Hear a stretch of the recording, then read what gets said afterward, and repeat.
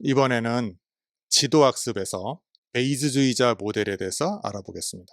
방금 우리는 오렌지 트리에서 머신러닝 모델들을 실제로 돌려보고 왔습니다.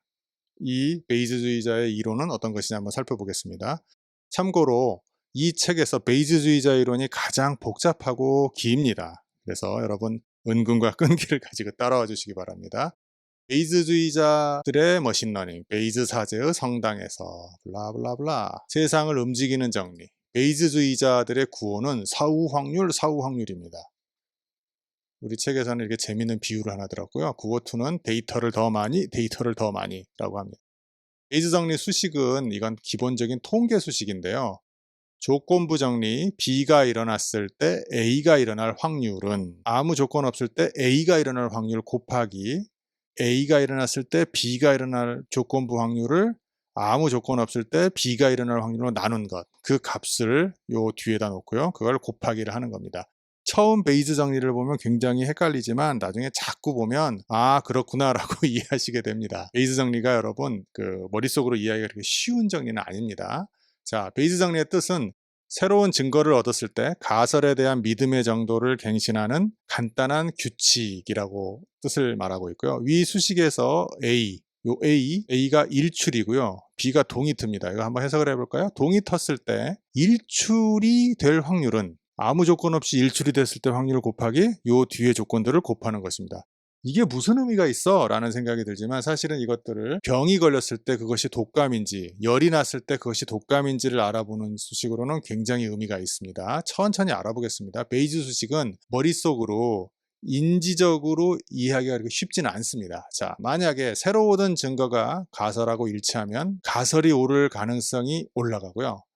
그렇지 않으면 가설이 올라갈 가능성이 내려갑니다. 이건 너무 당연한 거 아니야? 그런데 그 당연한 것을 이 베이즈 정리로 영국의 베이즈라는 사람이 알아냈습니다.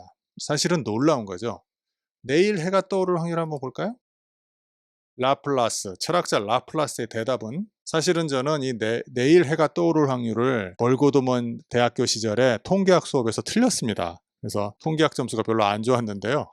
라플라스의 대답은 무차별성의 원리 혹은 이유 불충분의 원리라고 불리우며 그것이 무슨 말이냐고 하면 세상이 만들어진 게 첫째 날에 만들어졌다고 쳤을 때 그 다음 날, 둘째 날에 해가 떠오를 확률은 2분의 1입니다. 이유는 해가 뜨거나 안 뜨거나 둘 중에 하나니까요. 2분의 1이죠. 이건 쉽죠? 그런데 해가 n번째 떠오른 후 지금까지 예를 들어서 45억 어쩌고 저쩌고 날만큼 떠올랐죠? 그런데 내일 떠오를 확률은 얼마일까? 그 확률은 n 플러스 1에 n 플러스 1하고 수학자들이 계산을 했습니다. 요건 제가 명쾌하게 설명해 드리고 싶은데 저도 굉장히 수학이 약해서 이렇게 말을 하고 있습니다. 이론서를 자세히 보시면 이런 것들이 우리 책 말고 수학이나 통계학 이론서를 보시면 이게 왜 이런 수식이 나왔는지 자세히 알려져 있습니다. 저는 한 2번, 3번 봤는데 또 까먹었네요. 아무튼 이 수식이 의미하는 바를 한번 자세히 보십시오. 만약에 n이 45억이라는 숫자라고 생각해 보십시오. 그럼 45억에 2를 더하나 45억에 2를 더하나 거의 같은 숫자지 않습니까? 그러니까 이 확률은 1에 가깝습니다. 그러므로 내일 일어날 확률은 거의 100%야. 거의 라고 베이즈주의자들은 말을 합니다. 다만 세상이 만들어지고 10억 년이 지난 다음에 10억 년 플러스 2일 때 해가 떠오르는 확률보다는 지금처럼 45억 년, 46억 년이 흐르고 난 다음에 그 다음날 해가 떠오를 확률이 조금 더 1에 가깝습니다. 이 수식 자체가 그것을 의미합니다. 증거를 보기 전에, 증거라고 하면 결과고요. 새벽동 같은 거죠. 새벽에 텄어 라는 거죠. 선험적으로 믿는, 증거 보기 전에 선험적으로 믿는, 미리 알고 있는 거죠. 그러니까 머릿속으로 믿는 거죠. 태양이 떠오를 확률을 사전 확률이라고 그러고요. 아주 놀랍게도 이 사전 확률은 베이즈 정리주의자들은 그냥 자기들의 상식으로 세팅을 합니다. 이게 굉장히 사실은 처음에는 어처구니가 없고 두 번째는 좀 놀라운 일인데요. 3분의 1하고 세팅을 해버립니다. 세팅을 해버리고 그러면 도대체 사전 확률의 정의가 뭐야? 증거를 보기 전에 당신이 이미 가지고 있는 지식에 근거해서 찍은 확률이라고 그런 거죠. 찍은 확률. 울랄라. 베이즈 정리가 찍기가 포함되어 있어요? 찍기가 포함되어 있습니다. 여러분 연결주의자의 모델에서 기호주의자의 모델에서 클린트 이스트우드의 영화 Do You Feel Lucky? 기억나십니까? Do You Feel Lucky? Do You Punk? 똑같습니다. 머신러닝은 기본적으로 완벽을 추구하지 않고요. 랜덤, 랜덤니스부터 출발을 하기 때문에 이렇게 사전 확률을 또 정의를 해 주어야 됩니다. 비록 베이즈주의자는 우리가 설명하는 네 번째 모델이지만 여기서도 랜덤니스가 있습니다. 자, 증거를 보고 나서 업데이팅하는 태양이 뜰 확률은 사후 확률입니다. 사전 확률과 사후 확률이 좀 다르죠. 그런데 베이즈주의자들은 사후 확률을 구하는 것에만 관심이 있습니다. 위에 볼까요? 굉장히 멀리 왔네요. 사후 확률 951, 952는 데이터를 더 많이. 그래서 사전 확률은 랜덤리스하게 찍거나 아니면 우리들의 상식에 근거해서 사전 확률을 찍습니다. 내일 태가 떠오를 사전 확률은 예를 들어서 0.99라고 찍는 거죠. 상식상 그렇게 되는 게 맞으니까 일단 굉장히 높으니까 찍는 건데 실제로 사후 확률은 오늘 해가 뜨면 사후 확률을 업데이팅해서 내일 확률을 조금 더 높입니다. 그것이 바로 이 베이즈 정리의 작동 원리입니다. 결정적인 질문을 하나 해볼까요? 더 많은 증거가 모이면, 즉 오늘 아침에 해가 뜨는 걸 봤습니다. 그럼 하루치의 증거가 더 많이 모였잖아요. 그러면 내일 증거는 어떻게 변하지? 내일 증거는 좀 더 높아져야 되잖아요. 확률이, 해가 뜰 확률이. 그 대답이 베이즈 정리이고요.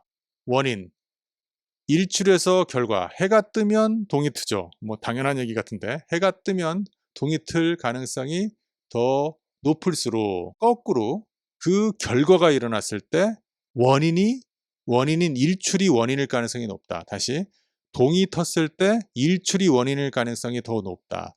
요거는 사실은 일출과 동이 틈은 우리 책의 예제인데요.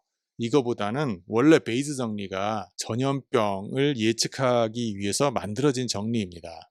200년 전, 300년 전에. 그래서 이 녀석을 감기하고 열로 생각하시면 되겠습니다. 원인은 감기예요.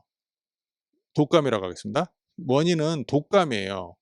독감에 걸리면 열이 난다. 당연한 거 아니야? 라고 생각하실 수 있지만 어떤 독감은 또 열이 안 날 수도 있죠. 대부분 열이 나는데. 그런데 우리는 표면적으로는 사실은 이게 독감이야를 모르고 병원에 가기 전에는 모르지 않습니까? 의사 선생님도 사실은 100% 확률로 진단하는 것이 아니고 열이 났을 때만 아는 것입니다. 우리는 문제는 이것만 아는 거죠. 열이 났을 때만 아는 겁니다.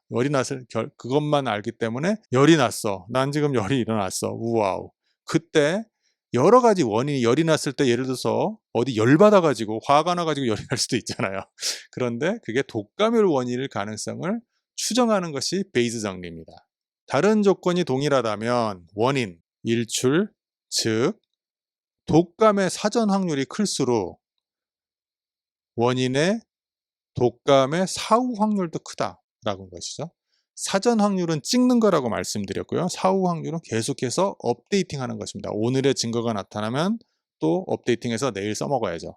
사후 확률은 수식 자체가 이렇습니다. 저는 이거 엄청나게 많이 보고 있는데 2, 3년에 한 번씩 잊어버릴만 하면 보고 있습니다. 직업상 보고 있는데 정말 직관적으로 이해는 잘 안 돼요. 자, 이게 사후 확률이고 사후 확률을 요것을 수식이 똑같은 건데 A가 원인, B가 결과입니다. 그래서 이거는 너무나 헷갈리니까 한 번에 외워버리는 게 좋지 않을까 그런 생각을 합니다.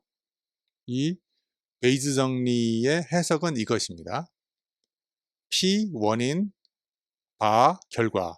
결과가 일어났을 때 원인이 있을 확률은 원인 곱하기 이런 식으로 나와 있습니다. 자, 핵심은 무엇이냐? 우리는 방금 말씀드린 대로 사후 확률을 잘 모른다는 거죠. 사후 확률은 뭐냐면 열이 발생했을 때 독감 때문에 나온 건 어느 정도 확률이야? 그걸 실제적으로 모른다는 데 문제가 있습니다. 이것 때문에 베이즈 정리가 처음에 발명되기도 했고요. 발견되기도 했고요.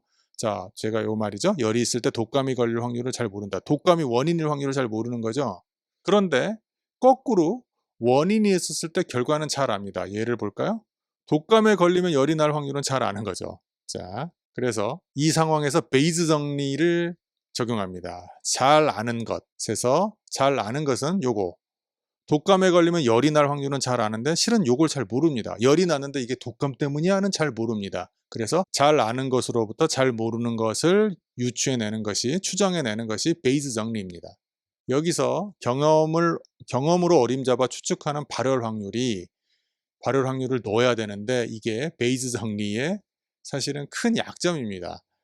P, B는 뭐냐면 B, 원인이 뭘까요? 발열 확률이죠. PB는 여기 있습니다. 발열 확률이죠.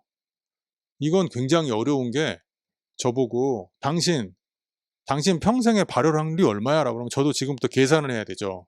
제가 1년에 한 두세 번 감기를 앓으니까 코로나19 때문에 마스크를 쓴 다음부터는 감기를 한 번도 안 앓았습니다. 마스크의 장점도 있어요. 그러니까 1년에 예를 들어서 제가 30일 정도 감기를 걸리면 12분의 1 정도 발열 확률이 있지 않을까라고 생각을 하는 거죠. 생각만 하는 거죠. 근데 실제로 제가 얼마나 발열 확률이 있는지 모르는데 베이즈 정리에서는 그 발열 확률, 사전 확률을 찍어야 된다는 문제점이 있습니다. 하지만 일단 찍고 나면 사후 확률 값이 계산이 완료가 됩니다. 오랫동안 지속 중인 논쟁거리를 한번 볼까요? 기존에는 컴퓨터로 베이즈 정리를 구현하는 작업이 굉장히 어려웠는데 easier said than done, 말하긴 쉽지라는 영어 표현이죠. 말하긴 쉬운데 진짜로 실행하기는 어려운데 최근 컴퓨터 성능의 발전으로 모두 해결된 건 아니고 어느 정도 해결이 됐습니다. 자, 아까 그 말이죠. 어떻게 베이즈 정리 안에 있는 사전 확률과 조건부 확률 케이스들을 모두 계산할 것인가? 지금 제가 수식으로 딱 베이즈 정리 안에 3개의 확률로 구별이 되고 그것들을 곱하거나 나누면 되는데 실제적으로는 여러 가지 확률이 있습니다. 그 조건부 확률들을 전부 계산한다고 거의 불가능할 수도 있을 정도로 많은 케이스가 나올 수도 있습니다. 특히 방금 말한 대로 사전 확률, 아무 조건 없이 해가 뜰 확률, 아무 조건 없이 제가 열이 날 확률, 이걸 무슨 근거로 시작하나라고 하는 비판이 있습니다. 베이즈주의자들의 주장은 뭐냐면 확률이란 횟수가 아니라, 여기서 횟수는 통계학의 주류를 말합니다. 동전을 던져서 2000번을 던져서 1000번 근처까지 997번 정도 앞면이 나오면 대강 이 동전의 앞면이 나올 확률은 2분의 1이라고 주장하는 게 횟수주의자들이고요. 횟수에 근거한 통계를 믿는 사람들이 통계학의 주류인데 베이즈주의자들은 그렇게 생각하지 않습니다.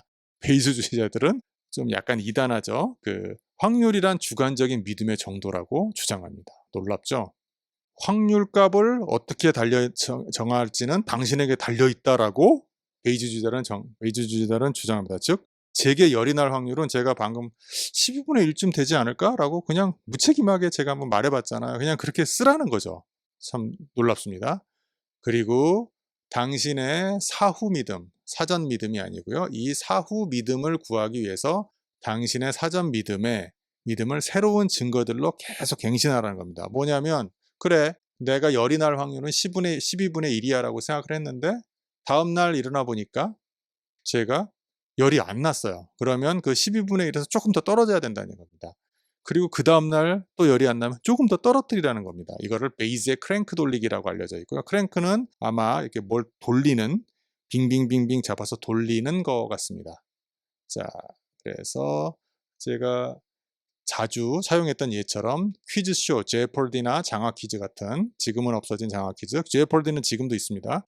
한 단어를 들을 때마다 질문자가 계속 해줄 때마다 미리 떠오른 답에 대한 확신이 더 들 수도 있죠. 이게 맞아. 그리고 처음 떠올렸던 답이 틀렸고 다른 답이라는 확신이 커지는 현상이랑 비슷합니다. 베이즈 정리는 저는 퀴즈쇼가 가장 이해하기 쉬운 예인 것 같습니다. 그래서 지금까지 세상을 움직이는 정리를 설명드렸습니다. 이제는 모든 모형은 틀렸지만 그 중에도 유용한 모형은 있다를 설명하겠습니다.